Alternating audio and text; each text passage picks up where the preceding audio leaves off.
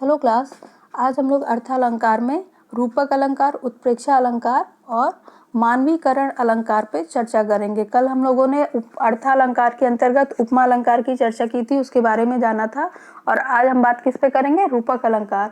तो जहाँ रूप और गुण की अत्यधिक समानता होती है, यानी कि जहाँ पर आपका जिस वस्तु की हम तुलना कर रहे हैं और जिससे कर रहे हैं, दोनों ही वस्तुएं समान होती हैं, उनमें कोई भेद नहीं स्थापित होता है।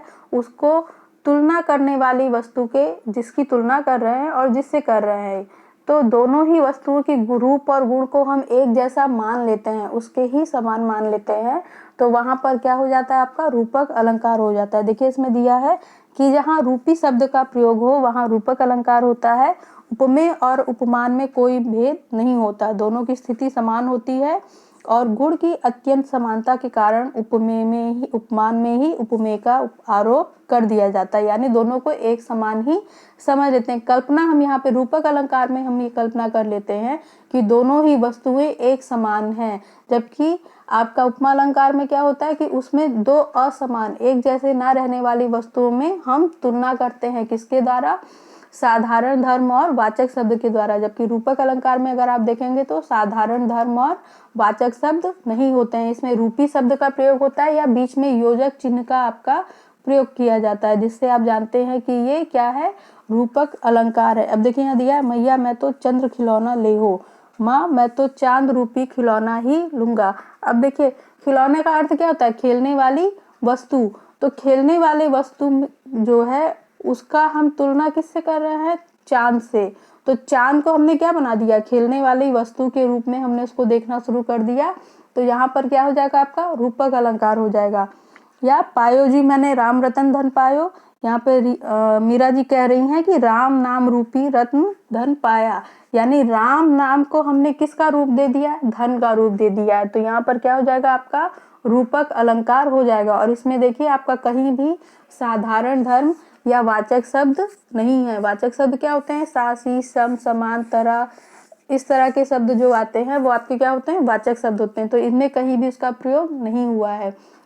इसके बाद है आपका चरण कमल बंदो हरिराई। चरण रूपी कमल रूपी चरण वाले हरि की मैं वंदना करता हूँ, यानी हमने हरि के चरणों को किसका रूप दे दिया है? कमल का रूप दे दिया है। तो यहाँ पर क्या हो जाएगा? आपका रूपक अलंकार हो जाएगा। अब हम आते हैं उत्प्रेक्षा अलंकार। उत्प्रेक्षा अलंकार का मतलब क्या होता है? देखने की उत्कट इच्छा। जहाँ उपमेय में ही मनु, मानो, मनहु, जानो, जनहु, जानो, ज्यों जैसे वाचक शब्द आते हैं और वहाँ कल्पना की जाती है कि मानो ये ऐसा ही है, तो यहाँ क्या होता है? उत्प्रेक्षा अलंकार हो जाता है। जैसे दिया है, मानो घर घर ना हो कोई चिड़िया घर हो। तो हमने घर को किसके समान मान लिया है? यहाँ पर किस प्रकार हम इसकी कल्पना कर रहे हैं? चिड़ियाघर ही समझ लिया हमने उसे। तो मानो शब्द के द्वारा हम उसकी कल्पना कर ले रहे हैं कि हम चिड़ियाघर में हैं, घर में नहीं है।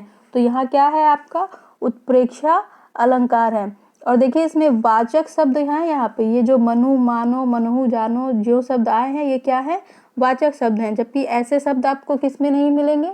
रूपक अलंकार में नहीं मिलेंगे। उत्प्रेक्षा अलंकार में आपको मिल रहे हैं और किस में मिले हैं? उपमा अलंकार में। लेकिन यहाँ पे देखिए आपका कहीं भी साधारण धर्म नहीं है। साधारण धर्म का प्रयोग कहाँ किया गया है? उपमा अलंकार में। ना रूपक में हुआ है ना उत्प्रेक्षा में हुआ है। रूपक में, रूपक अगर आ गया अलंकार है तो उसका मतलब हमें उसके रूप के अनुसार ही उसको डिफाइन करना है, और उत्प्रेक्षा में हम उसी प्रकार उस वस्तु को देखते हैं। फिर है आपका कि मनहु नीलमणि शैल पर आतप पर्यो प्रभात, मानो नीलमणि पर्वत पर प्रभात आ रही है, माना जा रहा है। इस तरह से वहां पर प्रकाश हो रहा है जैसे कि सूर्य का प्रकाश हम ही वहां पर अवतरित हो जा रहा है। कहती हुई यूं उत्तरा के नेत्र जल से भर गए, हिम के कणों से पूर्ण मानो हो गए पंकज नए। तो यूं और मानो दोनों ही आपके क्या हैं? वाचक शब्द हैं।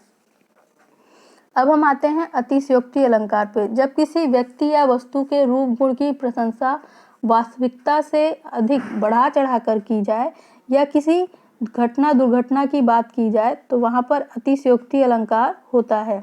तो अतिशयोक्ति अलंकार का मतलब क्या होता है कि जब हम बढ़ा चढ़ा कर किसी की प्रशंसा बहुत ऊंचे स्तर पे करने लगते हैं कि अरे ये तो बिल्कुल अब सचिन तेंदुलकर ही हो गया है। तो इसमें हम बढ़ाकर करते हैं, या कभी कभी हम कमेंट करने के लिए भी अतिशयोक्ति का प्रयोग करते हैं। देखो देखो ऐसे भाग रहा है जैसे मिल्खा सिंह, तो क्या किया हमने, उसके ऊपर कमेंट किया, उसमें बढ़ा चढ़ाकर बात की, या जो हम लोग जोकिंग करते हैं, जो हम लोग आपस में बातें करते हैं, तो अक्सर नमक मिर्च लगाकर, जो कहावत आपने सुना है नमक मिर्च लगाकर बात करते हैं, वो काम इस किस में होता है, अतिशयोक्ति अलंकार में होता है। तो ये आपका अतिशयोक्ति, अति से अधिक होने वाली उक्ति, उसे हम क्या कहते हैं, अतिशयोक्ति अलंकार कहते हैं। अब आ जाइए कि मानवीय अलंकार किसे कहते हैं। मानवीय अलंकार जहाँ जड़ पदार्थ प्राकृतिक उपादानों को मानवीय रूप दिया जाता है, वहाँ मानवीकरण अलंकार होता है। तो इसको हम कैसे समझ सकते हैं कि जहाँ जड़ पदार्थ या प्राकृतिक, यानी प्रकृति को जब हम मानव का रूप दे देते हैं तो वहाँ मानवीकरण अलंकार हो जाता है। प्रकृति, जैसे रात को हमने किसी युवती का रूप दे दिया, संध्या को हमने किसी परी का रूप दे दिया, या जो जल है उसको हमने किसी देवी का रूप दे दिया, देवता का रूप दे दिया, तो यहाँ हम क्या करते हैं, उसका मानवीकरण करते हैं, ट्रांसमिशन करते हैं, उसको किसमें करते हैं, मानव में करते हैं, मानव के समान समझते हैं। तो जब प्रकृति का हम मानव के रूप में व्याख्या करते हैं, अपनी काव्य के द्वारा मानव के रूप में उनको ढाल देते हैं, तो वहाँ आपका क्या होता है, मानवीकरण अलंकार होता है। देखिए जैसे यहाँ दिया हुआ है कि मेघमय आसमान से उतर रही है वह संध्या सुंदरी परी, तो संध्या को हमने किसका रूप दे दिया, परी, और परी किस रूप में आती है, मानव रूप में आती है, इसलिए यहाँ पर संध्या जो शाम का समय है उसको किसका रूप दिया है, हमने मानव का रूप दिया। तो यहाँ क्या हो जाएगा, मानवीकरण अलंकार। तो क्लास आज के लिए इतना ही। एक आपका और बचेगा अन्योक्ति अलंकार। तो अन्योक्ति अलंकार का अर्थ होता है अन्य के लिए उक्ति। जब हम अपनी बातों में दूसरों की बात करते हैं, अपने काव्य के द्वारा हम दूसरे व्यक्ति की तरफ संकेत करते हैं, तो वो कहलाता है अन्योक्ति अलंकार। जैसे कि आपने समझा होगा कि आप क्लास में बैठे हैं और क्लास में दो बच्चे बात कर रहे हैं, लेकिन अपने बारे में बात ना करके तीसरे बच्चे की बात कर रहे हैं, अपने दोस्त की बात कर रहे हैं, तो वहाँ क्या अन्योक्ति अलंकार का इस तरह से प्रयोग होता है, या उसके ऊपर हम कमेंट के द्वारा, काव्य के द्वारा हम उसके लिए बात करते हैं, तो वहाँ अन्योक्ति अलंकार होता है। तो अलंकार आपका यहाँ पर समाप्त होता है क्लास। Thank you.